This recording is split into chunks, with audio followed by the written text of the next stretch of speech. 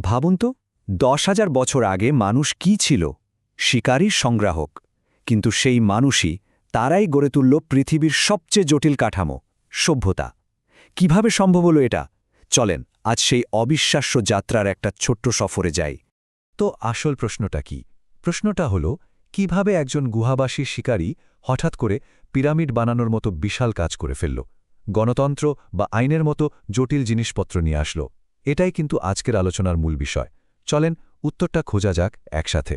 তো আমাদের প্রথম পর্ব, সভ্যতার সেই প্রথম স্ফুলিঙ্গ। দেখুন, বড় বড় শহর বা বিশাল সাম্রাজ্য তো একদিনে গড়ে ওঠেনি, তাই না? এর আগে মানুষের জীবনযাত্রায় একটা বিরাট, বলতে পারেন বৈপ্লবিক পরিবর্তন এসেছিল। সাধারণ টিকে থাকার লড়াই থেকে তারা সমাজ গড়ার দিকে এগিয়ে গিয়েছিল। ব্যাপারটা শুরু হয়েছিল নব্য প্রস্তর যুগে, বুঝলেন? মানুষ তখন প্রথমবারের মতো চাষবাস আর পশুপালন করতে শিখল। আর এই একটা স্কিলই কিন্তু সব পাল্টে দিল। তাদের আর যাযাবরের মতো ঘুরে বেড়াতে হলো না, তারা এক জায়গায় থিতু হতে পারল। আর নদীর উর্বর তীরে যে কৃষিভিত্তিক সমাজগুলো গড়ে উঠল, ওগুলোই ছিল সভ্যতার একদম প্রথম বীজ। একজন বিখ্যাত ইতিহাসবিদ আছেন, আর্নল্ড টয়েনবি। উনি একটা দারুণ কথা বলেছেন যে সভ্যতা এমনি এমনি জন্মায় না, জন্মায় বড় বড় চ্যালেঞ্জের মোকাবেলা করতে গিয়ে। এই আইডিয়াটাই কিন্তু আমাদের আজকের আলোচনার মূল সূত্র। আমরা দেখব কিভাবে প্রত্যেকটা সভ্যতা এক একটা বড় চ্যালেঞ্জকে একটা সুযোগে পরিণত করেছে। আচ্ছা, এবার আমাদের দ্বিতীয় পর্ব, নদীর তীরে জন্ম। ওই যে চ্যালেঞ্জের কথা বললাম, সেই চ্যালেঞ্জ মোকাবেলা করার প্রথম বড় ধাপটা কিন্তু ছিল নদীকে ঘিরে। মজার ব্যাপার হলো, পৃথিবীর প্রথম বড় বড় সভ্যতাগুলোর প্রায় সবই কিন্তু গড়ে উঠেছিল কোনো না কোনো জীবনদায়ী নদীর পারে। এই যেমন ধরুন মেসোপটেমিয়া, মিশর আর সিন্ধু সভ্যতা, প্রত্যেকেই নদীকে কাজে লাগিয়ে দারুণ সব জিনিস উদ্ভাবন করেছে। মেসোপটেমিয়ার লোকেরা চাকা আবিষ্কার করল, মিশরীয়রা আকাশে তারা দেখে ক্যালেন্ডার বানিয়ে ফেলল, আর সিন্ধু সভ্যতা তো নগর পরিকল্পনায় যা দেখিয়েছে তা এক কথায় অসাধারণ। ভাবা যায় তাদের ড্রেনেজ সিস্টেম এতটাই উন্নত ছিল যে মনে হয় একটা শক্তিশালী কেন্দ্রীয় সরকার ছাড়া এটা সম্ভবই না। সেই সময়ের জন্য এটা তো একদম অভাবনীয় একটা ব্যাপার। মেসোপটেমিয়ার সবচেয়ে ইন্টারেস্টিং ব্যাপার কি জানেন? তাদের গোনার সিস্টেমটা ছিল 60 ভিত্তিক। আর ঠিক সেখান থেকেই কিন্তু আমাদের আজকের এই যে 1 ঘন্টায় 60 মিনিট আর 1 মিনিটে 60 সেকেন্ডের হিসাবটা এসেছে। ভাবুন একবার, হাজার হাজার বছর পরেও আমরা তাদের নিয়মটাই মেনে চলছি। আর আইনের কথা যদি বলি, তাহলে তো রাজা হাম্মুরাবির কোডের কথা বলতেই হয়। এটা ছিল একটা বিশাল ব্যাপার, প্রায় 8 ফুট উঁচি একটা পাথরের ওপর খোদাই করা 282টা আইন। সবার জন্য সমাজ কিভাবে চলবে তার প্রথম লিখিত নিয়মকানুনের একটা দলিল ছিল এটা। আবার অন্যদিকে মিশরীয়দের ব্যাপারটা দেখুন। ওরা ভাবত মৃত্যুর পরেও জীবন আছে, মানুষ আবার বেঁচে উঠবে। আর এই গভীর বিশ্বাস থেকেই কিন্তু তারা মমি বানানোর পদ্ধতিটা বের করেছিল। তাদের বানানো ওই বিশাল বিশাল পিরামিডগুলো আর কিছুই না, ওগুলো ছিল আসলে ওই মমিগুলোকে সুরক্ষিত রাখার জন্য বানানো সমাধি। ওকে, এবার আমাদের তৃতীয় পর্ব। চলুন একটু পূর্ব দিকে যাওয়া যাক, চীনে। সেখানেও কিন্তু একদম আলাদা একটা সভ্যতা গড়ে উঠেছিল, আর সেটার উপর তাদের ভূগোলের একটা বিরাট প্রভাব ছিল। চীনের একটা নদী আছে, হুয়াংহো, যেটাকে বলা হতো চীনের দুঃখ। কেন? কারণ এটা একদিকে যেমন আশীর্বাদ ছিল, উর্বর পলি দিয়ে চাষাবাদে সাহায্য করত, তেমনি এর ভয়ঙ্কর বন্যা কিন্তু সবকিছু ভাসিয়ে নিয়ে যেত। তো এই নদীকে কন্ট্রোল করার চ্যালেঞ্জটাই চীনে একটা শক্তিশালী কেন্দ্রীয় শাসন ব্যবস্থা তৈরি করেছিল। আর এখান থেকেই ম্যান্ডেট অফ হেভেনের মতো আইডিয়ার জন্ম হয়, মানে শাসকের যোগ্যতা প্রমাণ করতে হতো।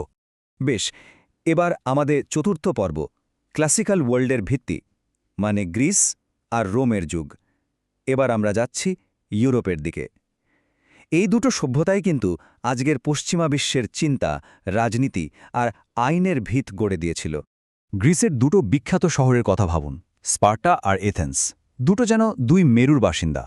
একদিকে স্পার্টা, একটা কঠিন সামরিক রাষ্ট্র যেখানে সবকিছুই ছিল যুদ্ধকে ঘিরে, আর ঠিক তার উল্টো দিকে ছিল এথেন্স, গণতন্ত্র, দর্শন আর শিল্পের জন্মস্থান। দুটো একদম আলাদা পথ, কিন্তু দুটোই ইতিহাসের এক গুরুত্বপূর্ণ অংশ। আর গ্রিকদের অবদান, সে তো আজও আমাদের জীবনের সাথে আষ্টে পৃষ্ঠে জড়িয়ে আছে। সক্রেটিস, প্লেটোর ফিলোসফি থেকে শুরু করে অলিম্পিক গেমস, সব কিছুতেই তাদের ছোঁয়া। তাদের রেখে যাওয়া জিনিসগুলো সত্যিই বিশাল আর দীর্ঘস্থায়ী। রোমের গল্পটাও কিন্তু বেশ লম্বা আর অনেক বাগ বদলের। একটা ছোট্ট রাজ্য থেকে শুরু, তারপর হলো একটা রিপাবলিক, আর সেখান থেকে হয়ে উঠল এক বিশাল সাম্রাজ্য। আর সেই সাম্রাজ্যের পতন হতেও কিন্তু কয়েক শ বছর লেগে গিয়েছিল। কিন্তু জানেন, রোমের সবচেয়ে বড় অবদান সম্ভবত তাদের বিশাল সেনাবাহিনী বা তলোয়ার নয়, বরং তাদের আইন, সিভিল ল, জনগণের আইন। এইসব আইডিয়াগুলো তো তারাই দিয়ে গেছে, যা আজকের অনেক দেশের বিচার ব্যবস্থার ভিত্তি। আর তাদের বানানো কলোসিয়ামের মতো স্ট্রাকচারগুলো, ওগুলো তো আজও তাদের ইঞ্জিনিয়ারিং আর সাংগঠনিক দক্ষতার সাক্ষী হয়ে দাঁড়িয়ে আছে। এবার আমাদের পঞ্চম পর্ব, নতুন বিশ্বের বিস্ময়। চলুন এবার এক লাফে পৃথিবীর অন্য প্রান্তে যায়, আমেরিকা মহাদেশে। সেখানে বাকি দুনিয়া থেকে একদম আলাদাভাবে কয়েকটা অসাধারণ সভ্যতা গড়ে উঠেছিল। যেমন ধরুন মায়াদের কথা। ওরা একটা জটিল লিখন পদ্ধতি আর প্রায় নিখুঁত একটা ক্যালেন্ডার বানিয়ে ফেলেছিল। অ্যাজটেকরা তো আরও এক কাঠি সরেস। তারা একটা লেকের ওপর তেনোচিটলান নামে একটা বিশাল ভাসমান শহরই বানিয়ে ফেলেছিল। আর ইনকারা, তারা পাহাড়ের চূড়ায় মাচু পিচুর মতো ইঞ্জিনিয়ারিংয়ের বিস্ময় তৈরি করেছে। এই সবগুলোই কিন্তু প্রমাণ করে মানুষের বুদ্ধি আর উদ্ভাবনী শক্তি কোনো একটা জায়গার আটকে থাকে না। তো আমাদের শেষ পর্ব, অতীতের প্রতিধ্বনি। এখন প্রশ্ন হল, এই সব প্রাচীন গল্পগুলোকে আজকের দিনের সাথে কিভাবে মেলানো যায়? উত্তরটা কিন্তু খুব সহজ, কারণ এগুলো শুধু অতীতের গল্প হয়েই থেমে নেই।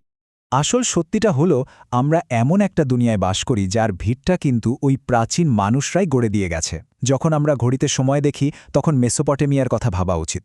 যখন গণতন্ত্র নিয়ে আলোচনা করি, তখন অ্যাথেন্সের কাছে আমাদের ঋণ স্বীকার করতেই হয়। তাদের ওই উদ্ভাবনগুলো এখন আমাদের প্রতিদিনের জীবনের একটা অংশ। তাই শেষ করার আগে একটা প্রশ্ন রেখে যেতে চাই। একবার শুধু ভাবুন তো, এই প্রাচীন সভ্যতাগুলো যদি না থাকত, তাহলে আমাদের আজকের এই আধুনিক পৃথিবীটা দেখতে কেমন হতো? সত্যি বলতে, তাদের রেখে যাওয়া ভিতের ওপরেই কিন্তু আমরা সবাই দাঁড়িয়ে আছি।